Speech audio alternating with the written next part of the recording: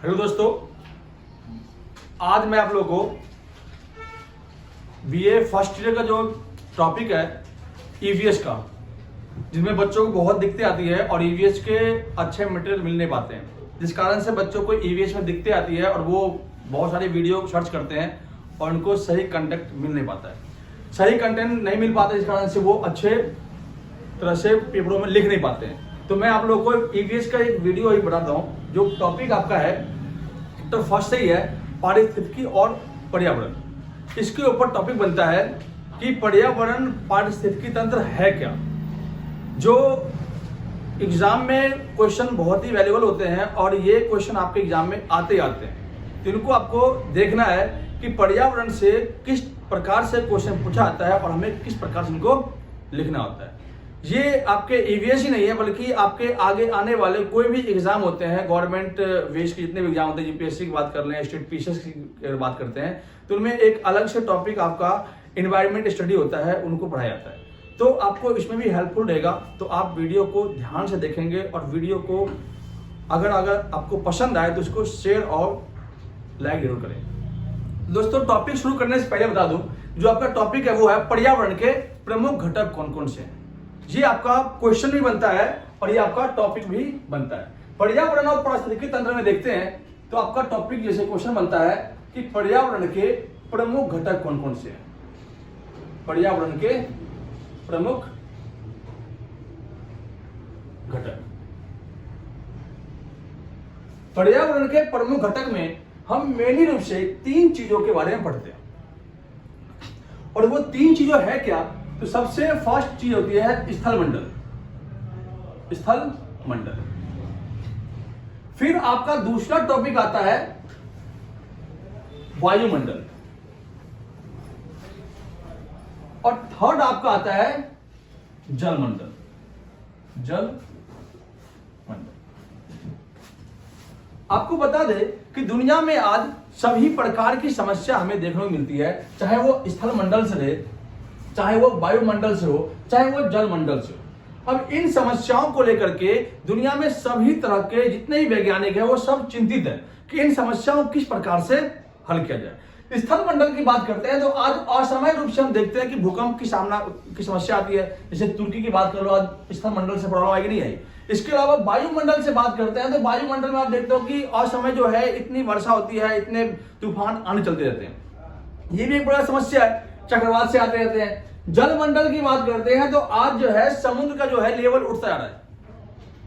अनुमान लगाया जाता है कि आने वाले लगभग 70 से 80 सालों में जिस प्रकार से समुद्र तल उठ रहा है, अगर 1 मीटर भी ऊंचाई उठ गया, इसकी अगर ऊंचाई होती है तो मालदीव, जो आपका मालदीव के एरिया में जितने भी देश है वो सब जलमग्न हो जाएंगे और आने वाले 200 वर्ष में अमेरिका सब डूब जाएगा। ये आपका जलमंडल समस्या है। वायुमंडल में आपको जितने भी चक्रवात जैसी समस्या आती है, असमय वर्षा की समस्या आती है, और स्थल मंडल में भूकंप की समस्या आती है, तरह तरह के भूस्खलन की समस्या आती है। ये सारी समस्याएं जो है पृथ्वी को एक तरह से खतरे में डालती है। तो वैज्ञानिकों की चिंता यह है कि इन समस्याओं को किस प्रकार से हल किया जाए।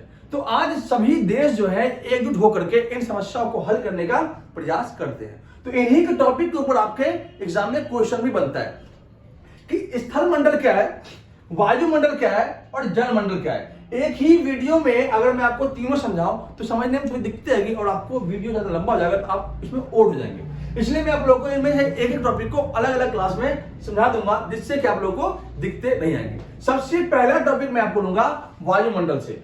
वायुमंडल की बात करते हैं तो वायुमंडल हमारे लिए सबसे अहम है, क्योंकि वायुमंडल में अलग अलग प्रकार की गैसें पाई जाती है, अलग अलग प्रकार के जीव जंतु पाए जाते हैं और अलग अलग प्रकार की चीजें पाई जाती हैं। उन चीजों को हमारे लिए इतना इंपॉर्टेंट लगता है कि अगर उनमें कोई भी दिक्कत आती है तो सीधे हमारे पढ़ी हुई बुक्स का असर देखने को मिलता है। वायुमंडल, हवा आज सबके लिए जरूरी है, क्योंकि ऑक्सीजन के बिना कोई भी प्राणी जिंदा नहीं रह सकता। इसलिए वायुमंडल को जो है स्वच्छ रखना ये हमारा कर्तव्य ही नहीं बल्कि हमारा ये अधिकार भी होना चाहिए। इसलिए वायुमंडल को हम तरीके से समझने का प्रयास करते हैं।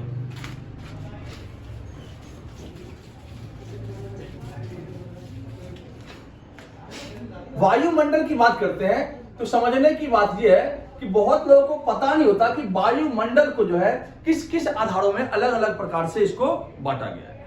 वायुमंडल के 4 लेयर हैं और चारों लेयर को अलग अलग प्रकार में डिफाइंड किया जाता है। जैसे कि हम बात करते हैं वायुमंडल के, सबसे पहला जो लेयर होता है उसे कहते हैं क्षोभ मंडल। क्षोभ मंडल। दूसरा जो मंडल आपका है वो आपका है समताप मंडल। समताप मंडल। तीसरा जो मंडल उसे कहते हैं हम मध्य मंडल।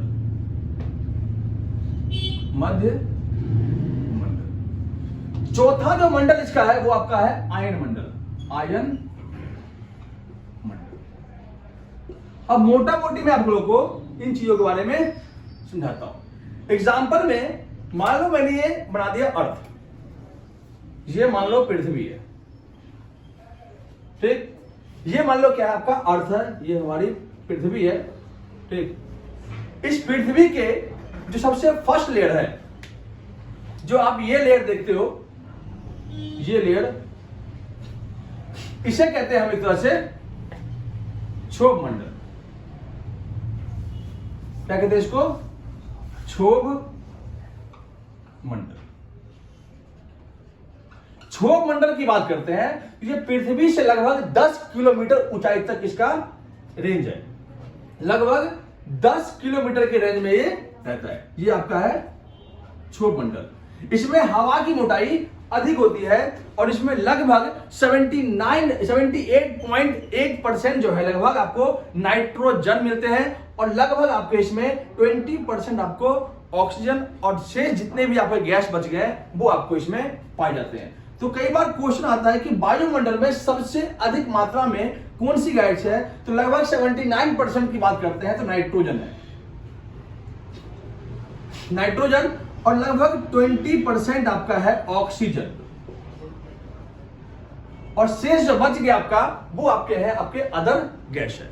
इन क्षोभ मंडल की बात करते हैं तो क्षोभ मंडल में आपको हवा की मोटी परतें होती है और इसमें धूल कण पाए जाते हैं। आप देखोगे कि 10 किलोमीटर की पृथ्वी के रेंज में आपको धूल कण की मात्रा अधिक होती है और यहीं पे आपको सबसे ज्यादा नाइट्रोजन और ऑक्सीजन की मात्रा देखने को मिलेगी। ये आपका हो गया क्षोभ मंडल, जहां पे हम निवास करते हैं। इसके बाद सेकेंड जो मंडल है उसे हम समताप मंडल के नाम से जानते हैं। मान लो मैंने आपको क्षोभ मंडल पढ़ाया, अब आपके पृथ्वी मान लो ये अर्थ है, इसके पहले लेयर को हम कहते हैं क्षोभ मंडल। जो सेकेंड लेयर है उसे कहते हैं हम समताप मंडल। क्या कहते हैं? तो इसको आप कहते हैं समताप मंडल। अब समताप मंडल की बात करते हैं, ये पृथ्वी या क्षोभ मंडल से लगभग 50 किलोमीटर की रेंज तक है। जो इसकी दूरी है, इसकी दूरी आपकी थी 10 किलोमीटर, तो इसकी यहां पे है 50 किलोमीटर तक की रेंज है इसकी। समताप मंडल की खास बात यह है कि इसके 20 से 30 किलोमीटर की रेंज में आपको ओजोन लेयर दिखाई देगा, ओजोन परत। अब ये ओजोन परत होता क्या है? तो ओजोन परत जो है ये सूर्य से आने वाली जो पराबैंगनी किरणें होती है उसको फिल्टर करके हमारे पास भेजती है। अगर ये ओजोन परत ना हो, अगर डायरेक्ट हमें हमारे ऊपर सूर्य की किरणें पड़े तो शायद हो सकता है कि हमें स्किन कैंसर की समस्या का सामना करना पड़े। कई बार अब देखा गया है कि 1990 के दशक की बात करता हूं, वैज्ञानिकों ने सर्वे किया अंटार्कटिका के ऊपर से, देखा कि ओजोन लेयर में छेद हो चुका था। उस छिद्र को बंद करने के लिए पर्यावरण के बहुत सारे सम्मेलन हुए थे, जिनमें मॉन्ट्रियल प्रोटोकॉल सम्मेलन हुआ था, काफी अहम था। और इस प्रकार से लगभग 10 से 20 साल के अंदर जो है ओजोन लेयर जो छेद था उसको बंद किया गया, क्योंकि उस टाइम पे जो आपका स्किन कैंसर की समस्याएं आनी शुरू हो गई थी। तो जो ओजोन लेयर है, जो ओजोन परत है, ये आपको समताप मंडल में देखने को मिलेगा। और जो समताप मंडल में जो ओजोन लेयर है वो करता क्या है कि सूर्य से आने वाली जो पराबैंगनी किरणें हैं उसको जो है फिल्टर करके, या उसको कर लो कि उस रेडिएशन को जो है साफ करके हमारे पास उस किरणों को भेजने का प्रयास करता है। समताप मंडल का जो वातावरण होता है बिल्कुल एक तरह मान लो कि साफ होता है, और साफ होने के कारण ये इसी समताप मंडल में आपको जितने भी विमान होते हैं, प्लेन होते हैं, जितने भी एरोप्लेन होते हैं, हवाई जहाज होते हैं, वो सब आपको समताप मंडल में ही उड़ते हुए दिखते हैं, क्योंकि वहां का जो वातावरण होता है बिल्कुल साफ होता है और वहां जितने भी आपके प्लेन होते हैं वो उड़ने में उनको दिखते नहीं आती है। इसके बाद हम देखते हैं तो थर्ड जो लेयर आपका है वो थर्ड लेयर आपका है इसके ऊपर वो आपका है मध्य मंडल। ये जो मध्य मंडल है ये लगभग पृथ्वी से 80 से 100 किलोमीटर की रेंज पर ये होता है। मध्य मंडल की बात करते हैं तो ये समताप मंडल और आयन मंडल के बीच का मंडल होता है और इस मंडल में आपको मुख्य रूप से तरंगे पाई जाती है। यहां पे जितने भी पानी की बूंदे होती है वो बर्फ के कणों में बदल जाते हैं। जो आप सूर्यास्त के समय आप देखोगे कि सूर्यास्त के समय हमें बादल दिखता है, वो सब बादल जो क्या होते हैं वो बर्फ के बादल होते हैं और वो कहां पाए जाते हैं? आपके मध्य मंडल में पाए जाते हैं। जितने भी आपके अंतरिक्ष यान हो गया, सोलर सिस्टम हो गए, वो सब आपको मध्य मंडल के ऊपर ही आपको दिखाई देगा। जितने भी सैटेलाइट होते हैं वो सब आपके मध्य मंडल में ही देखने को मिलेंगे। इसके बाद आपका अगला आता है आयन मंडल। आयन मंडल जो है सबसे ऊपरी मंडल है और ये लगभग पृथ्वी से 100 से लगभग 500 किलोमीटर की ऊंचाई के ऊपर होता है और यहाँ का टेम्परेचर लगभग 1500 डिग्री सेल्सियस होता है और यहाँ पे जो है आम जीवन जीना लोगों के लिए असमर्थ है और यहाँ पे बहुत सारी चीजें पाई जाती हैं। यहाँ पे अलग अलग प्रकार के गैस के कण पाए जाते हैं, धूल कण पाए जाते हैं, अलग अलग प्रकार के उल्का पिंड पाए जाते हैं और यहीं से उल्का पिंड जो है अपनी अलग अवस्था में निकल जाता है। इस प्रकार से आपके वायुमंडल के 4 परतें हैं, एक आपका क्षोभ मंडल, एक आपका समताप मंडल, एक आपका मध्य मंडल और एक आपका आयन मंडल। क्षोभ मंडल की बात करते हैं तो ये पृथ्वी से 0 से 10 किलोमीटर, समताप मंडल 10 से 50 किलोमीटर, मध्य मंडल 50 से 80 किलोमीटर और आयन मंडल 80 से लगभग 80 या 100 से 500 किलोमीटर के ऊपर तक जाती है। क्षोभ मंडल में आपको ऑक्सीजन और नाइट्रोजन की मात्रा अधिक होती है। यहाँ पे वायुमंडल की मोटी परतें पाई जाती है। क्षोभ मंडल में जो है धूल कण पाए जाते हैं। यहाँ के जो वातावरण होते हैं वो साफ नहीं दिखाई देते हैं। जबकि समताप मंडल की बात करते हैं तो समताप मंडल जो है इसमें जो है लगभग 50 किलोमीटर का एरिया होता है। इसमें हवा होती है लेकिन हवा यहाँ पतली होती है, लेकिन यहाँ पे आसमान जो होते हैं बिल्कुल साफ दिखते हैं। इसके अलावा यही इसी मंडल में आपको ओजोन लेयर आपको देखने को मिलता है। मध्य मंडल की बात करते हैं तो मध्य मंडल जो है इसमें तरंगे पाई जाती है और यहाँ पे जो है जितने भी सोलर सिस्टम होता है आपका, जितने भी सैटेलाइट होते हैं वो सबको यही देखने को मिलता है। आयन मंडल जो है सबसे ऊपरी मंडल होते हैं जहां पे उल्का पिंड जो है पृथ्वी में प्रवेश करने का प्रयास करता है और ये आयन मंडल के यहाँ पर टेम्परेचर की बात करते हैं लगभग 1500 डिग्री सेल्सियस इनका टेम्परेचर होता है। तो पेपर में आपको इस तरह से आपको लिखना है और एक पृथ्वी का डायग्राम बना करके इसको एक्सप्लेन करके लिखोगे तो आपके नंबर जो है काफी ज्यादा ही इंक्रीज करेंगे। अगला जो आपका मंडल, अगला जो आपका जो है आपका स्थल मंडल है, जिस प्रकार से वायुमंडल के 4 लेयर है उस प्रकार से स्थल मंडल के भी 3 लेयर पाए गए। स्थल मंडल में जैसे बात करते हैं क्रोड, मेंटल और क्रस्ट, ये 3 प्रकार से पृथ्वी 3 लेयर्स बना हुआ है और तीनों लेयरों में क्या क्या पाया जाता है उनके बारे में आपको लिखना होता है और अगर उसको आप तरीके से लिखते हो तो आपको नंबर जो है आराम से मिल जाते हैं। अगर वीडियो आपको पसंद आए, अगर चाहते हैं कि आपको अगले बार जो है आपको स्थल मंडल के बारे में जानकारी दे तो आप वीडियो को शेयर करें, सब्सक्राइब करें। मैं आपको अगली वीडियो दे दूंगा। धन्यवाद।